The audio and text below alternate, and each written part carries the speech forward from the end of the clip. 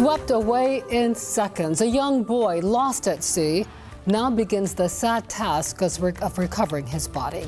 That is our top story this Thursday night. I'm Regina Mobley. And I'm David Allen. What started as a desperate search on the Outer Banks is now a recovery mission. Police tell us the family was walking along the beach in Kitty Hawk when a wave swept the 4-year-old boy away. Crews searched for hours but came up empty. 13 News Now reporter Megan Shin starts our coverage on the Outer Banks.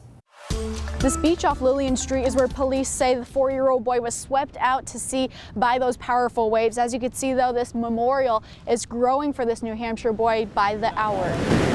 The scene of a tragedy turning into the scene of support. A road that we'll never forget, because it'll be something that I'll think about every time I come to the beach. Seashells with written messages read, "In my prayers," and "God bless." These faith-filled messages are meant for the Manchester, New Hampshire family visiting Kitty Hawk, North Carolina. Police say on Wednesday the mom was walking on the beach with her 4-year-old boy when he was swept away by a wave. Could happen to anybody. You never know what Mother Nature's gonna do. The Coast Guard, police, fire department, and community searched 130 square miles for this boy until 8:30 Wednesday night.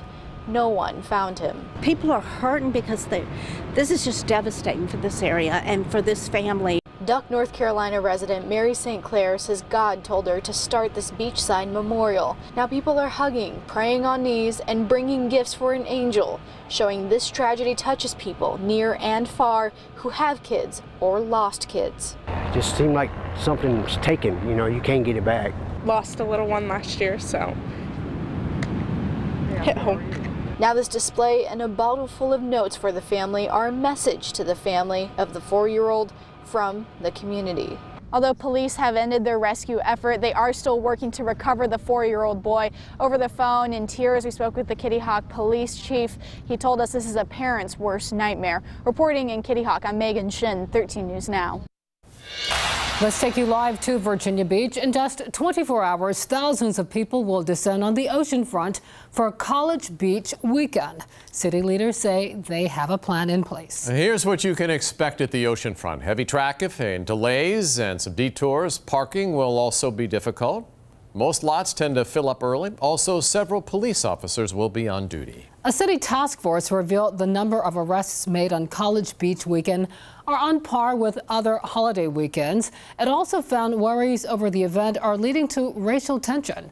Now there's a push for unity. 13 News Now reporter Jacqueline Lee is live at the oceanfront.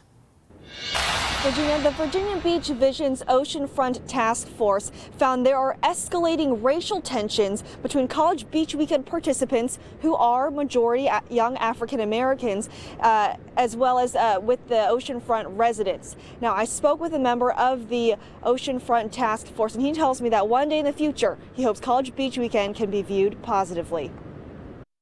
They feel that as a city or oceanfront that they're not welcome at. Eric Majette is talking about more than 30,000 people, majority young African Americans, who come to the oceanfront every year for College Beach weekend. They felt the law enforcement was pretty aggressive.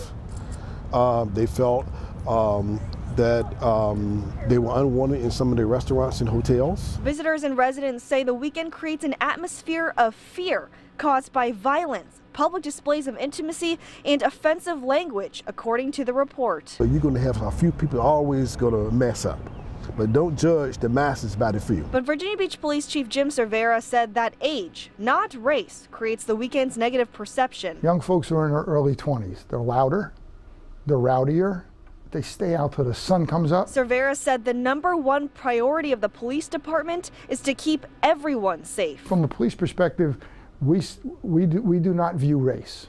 We view people's behavior. We view crimes that are being committed regardless of race. And that's what we do every day. Majette says the task force believes solutions like planned activities, traffic, and crowd control would help to de-escalate tensions. This is a community situation that we have to come together united so that everybody can feel welcome. And in regards to those proposed solutions, police officials tell me they have been implementing crowd and traffic controls well before those recommendations were made. And in regards to the planned activities here at the oceanfront, a city official tells me there is no budget and there's no direction, or I'm sorry, there's no funding and there's no direction in regards to that issue. Live in Virginia Beach, Jacqueline Lee, 13 News Now. All right, we mentioned detours. Here they are. Starting at 7 o'clock tomorrow night, traffic on I-264 headed toward the oceanfront will be diverted onto Parks Avenue and turned around back onto 264. The eastbound exit for South Bird Neck Road will be closed, as will be the westbound exit for First Colonial. The closures will last until 5 o'clock Saturday evening. Other routes will remain open.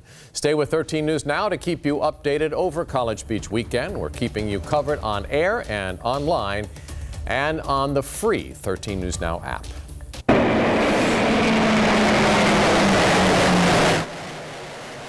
If you are in Norfolk, you probably heard that, the roar of American and French jets. The naval aviators flew over Scope Plaza just about an hour ago. It was part of a flag-raising ceremony ahead of NATO night at the Virginia International Tattoo. This year's theme, paying tribute to America's greatest military heroes.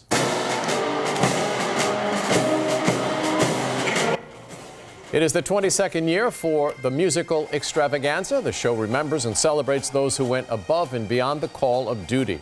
The 71 living recipients of the Medal of Honor. 13 News Now military reporter Mike Gooding talked to the medal earners today.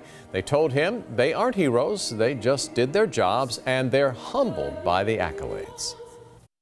Well, I never feel that I deserve my medal, and I don't think anybody in this room feels that way. You know, we wear this medal in honor of the fallen. The tattoo runs the next 3 nights under the dome at Scope at 7:30. Another performance is set for Sunday at 2:30 p.m.